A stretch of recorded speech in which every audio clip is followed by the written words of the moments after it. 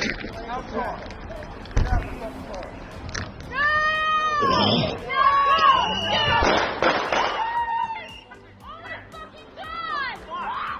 the fuck? Dude, what the fuck?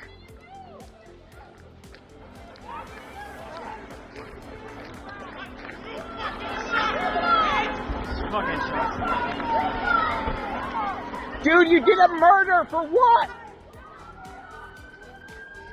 There's little I can say, again, that'll make this situation better, but I do have a message for our community, for our city, and I have a message for ICE. To ICE, get the fuck out of Minneapolis. We do not want you here. Your stated reason for being in this city is to create some kind of safety, and you are doing exactly the opposite. People are being hurt. Families are being ripped apart. Long-term Minneapolis residents that have contributed so greatly to our city, to our culture, to our economy are being terrorized, and now somebody is dead.